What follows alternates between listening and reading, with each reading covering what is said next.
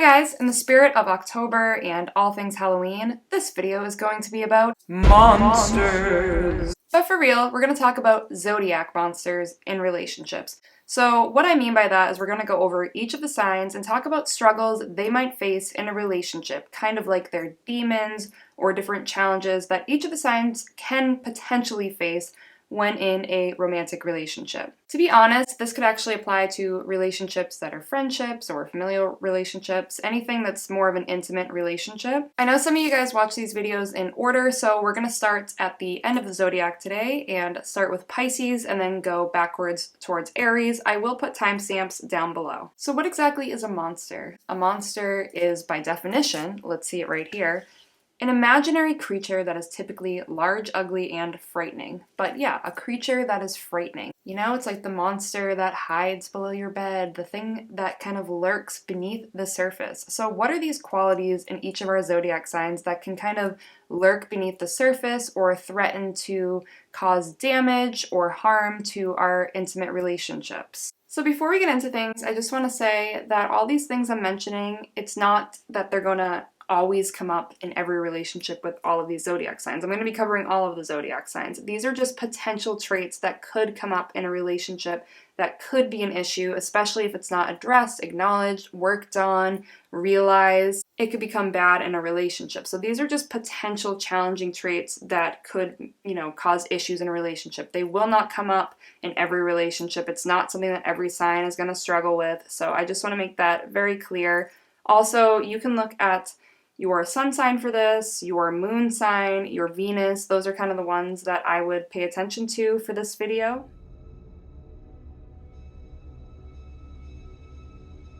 Pisces. Pisces are often associated with the terminology to serve or to suffer. Therefore, Pisces can become a bit dependent in relationships. And what I mean by that is Pisces can become very wrapped up in their relationships. They can become, they themselves become part of the relationship instead of an individual within a relationship, if that makes sense. And that type of mentality can actually be damaging to the Pisces themselves. But what are some traits that Pisces have that might, come up in a relationship that could be damaging to the relationship, to the other person, people involved? So Pisces can be very vague. They can be a bit mysterious, which is, of course, exciting, a little bit alluring, but within a relationship, they can kind of be a little bit all over the place. And what I mean by that is sometimes you think that they're going to be this way, and then it turns out that they're actually this way, and then they go back to being this way. They can be a little bit confusing. It's hard for others to fully understand a Pisces, and that is something that can cause an issue in a relationship. Pisces tend to be a bit conflicted, even they themselves aren't exactly sure where they stand a lot of the time, and that can, create havoc in a relationship. Again, they can be a bit dependent and kind of cling on to their partner. And I don't want to sit here and just be like, oh, Pisces are clingy, because that's really not the case. And a lot of Pisces, it can take them quite some time to actually commit to a relationship. But like I said, they become kind of absorbed into the relationship itself. And sometimes it can be, that it manifests into a way where their focus becomes kind of one track on the relationship itself as opposed to other things. And they kind of can lose themselves in a relationship. Another issue a Pisces might face, another monster lurking below the surface, is Pisces tend to, and I've said this for years, but they put people on a pedestal. In relationships, especially romantic ones, even friends, they craft this idea of what a person is like. Pisces can get lost in fantasies, and they often fantasize about what a person is like, and it might not be completely accurate. So they might think that this person fits this perfect image of a fantasy that they have, and they put them on a pedestal and they look up to them. And unfortunately, when you're in a relationship and the fantasy kind of starts to fade a bit, that falls apart. So it's almost like putting something up just to tear it down. And I'm not saying that that's the Pisces intention, because Pisces are very compassionate, kind people for the most part. But a lot of times, it's just kind of the inevitable. They put somebody up on a pedestal and then they start to really see the true them, and it could cause issues, and they can be a little bit judgmental, or it can be kind of harmful to the Pisces themselves when they realize that this person that they thought was, you know, a certain way is not actually like that. So let's move on. I do have longer videos about all of the signs, and I plan to do more videos in the future. But let's move on to Aquarius.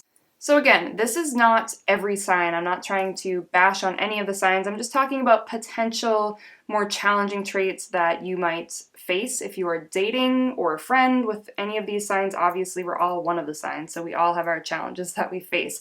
Now, I'm not saying that they necessarily will come up, because they don't. They don't always come up, so just putting that out there. Now, where the Pisces will put somebody else on a pedestal, sometimes Aquarius can put themselves on a pedestal. And in a relationship, an Aquarius may think, you know, that they are right, that they have the knowledge, that they're the ones that kind of know what to do in the relationship instead of the other person. Again, not every Aquarius. But Aquarius can, especially some of the Aquariuses that are affected by the worst of these qualities we're talking about, have a bit of like a godlike complex where they think that they're always right, you know, they know what's going on, they are associated with I know. They can get a little bit, I don't want to say full of themselves, but they can sometimes get to a point where they don't really want to entertain other people's opinions about certain things because they feel like they've already done, you know, the work to know what they're talking about, and obviously that can be an issue in a relationship. And another thing associated with this is that Aquarius really want freedom.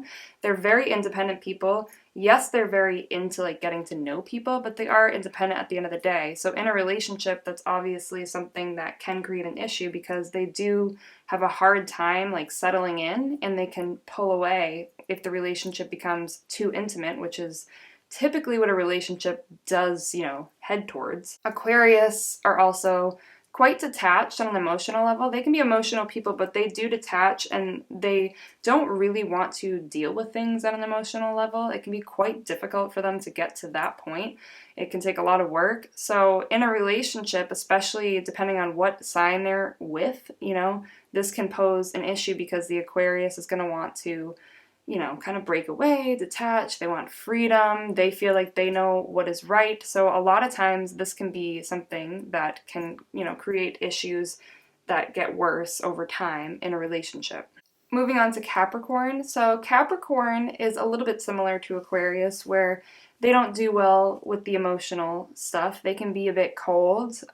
They can be actually quite emotional below the surface, but they tend to put major walls up, which can be challenging in a relationship if one of the two is putting walls up. And Capricorn wants to be the boss. They want to have the power. They want to be in control. They can be manipulative to get their way. They're associated with IUs, you know, they like to feel like they're the ones in charge, and they can manipulate a situation or another person in order to have things kind of go according to their plan, because Capricorn very, very plan oriented.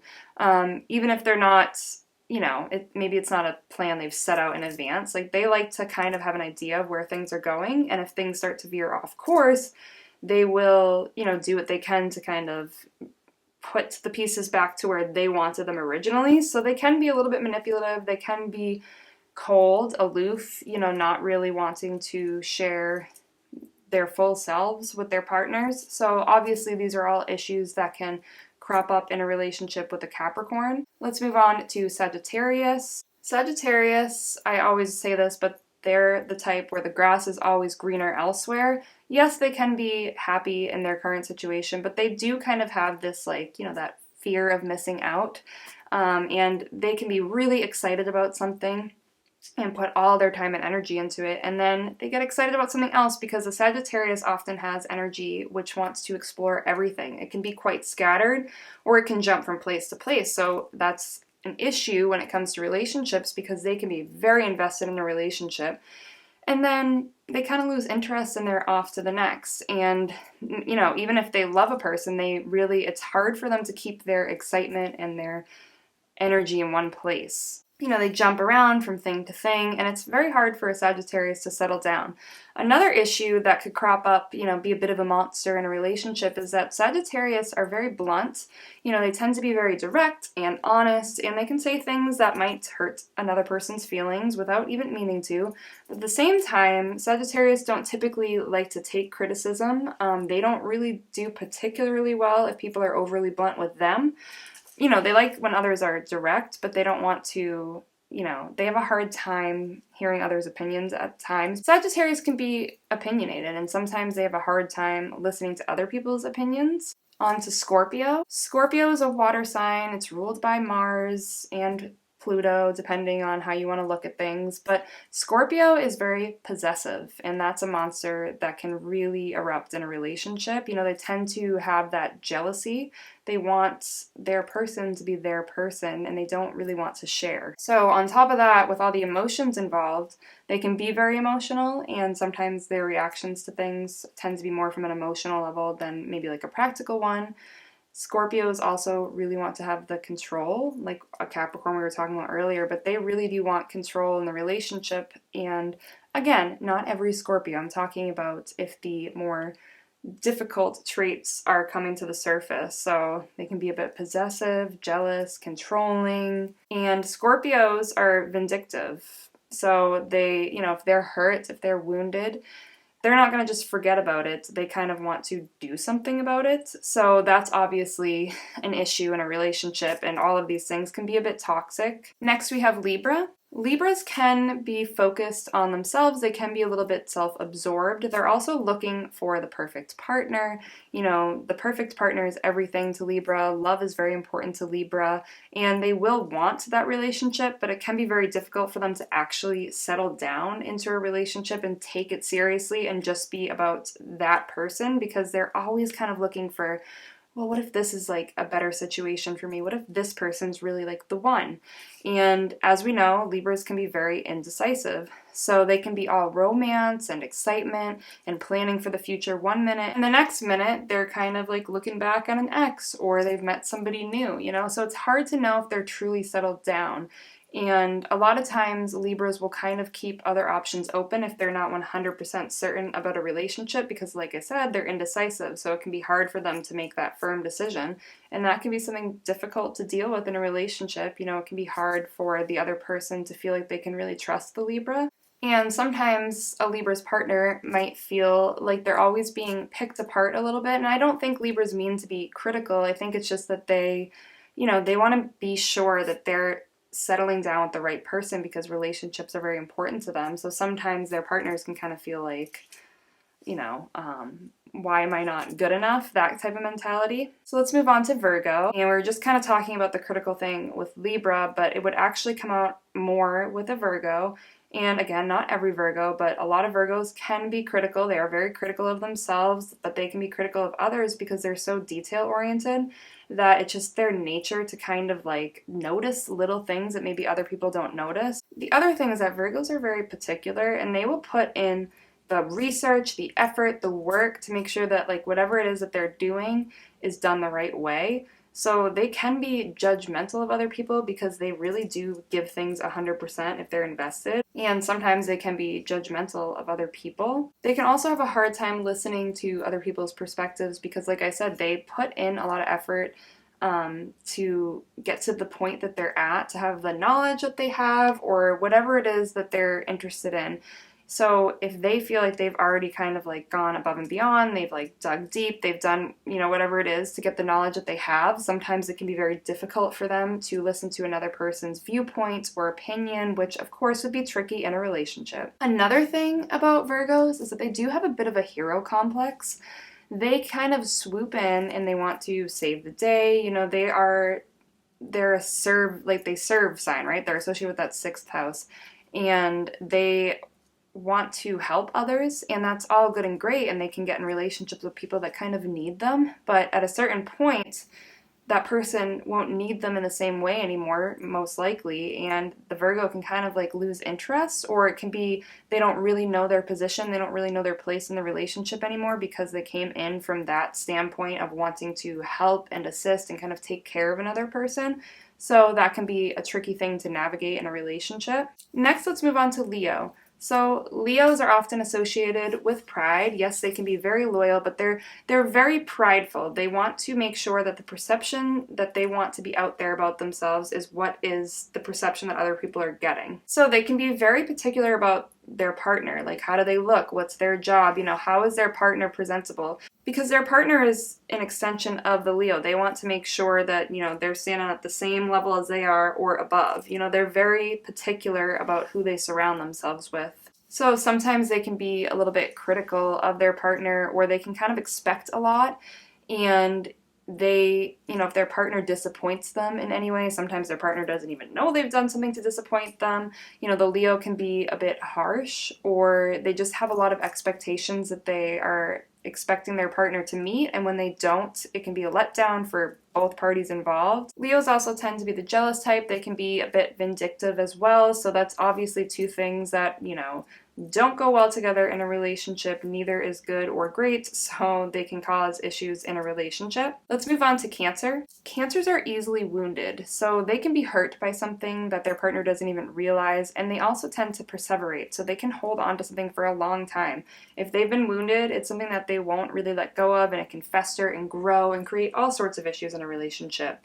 Cancer, another water sign, they can be possessive as well. They can be jealous in relationships, you know, so those are issues that can definitely come up with a Cancer. But a Cancer, like a Leo, actually does want to be admired, acknowledged. They're not quite as open about it, but they do want those things. And if they feel like they're not being treated the way that they expect to be treated by their partner, they can really hold on to that. And like I said, it can really start to like fester, you know, below the surface and erupt into problems further on in the relationship. Trust is very important to a Cancer. So yeah, Cancers can be that jealous type as well. They can be very jealous and possessive of their partners. You know, they don't really want to share, and they can also, you know, get nervous that somebody else might swoop in and try to take their partner away from them. So those are issues that can come up. Next, let's move on to Gemini. Gemini is the sign of curiosity, so they're always curious about new things. You know, they can be very excited about their relationship, but their mind is always kind of wandering, and in a relationship that can be an issue because, you know, they're always kind of looking at, oh, what's that exciting thing over there? Oh, what's that? I kind of want to explore. And when you're in a committed relationship, you know, exploring other potential people to be in a relationship with is obviously not okay.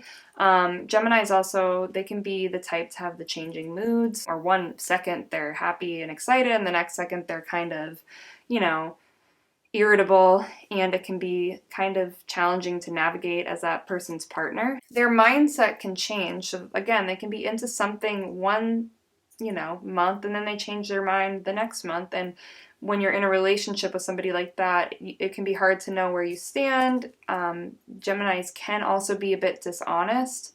So that's another issue with a Gemini in a relationship that could potentially come up. Geminis are also the type to worry. So if they're in a relationship, they might worry about the relationship and worry about things that aren't really issues, you know, creating issues because of that.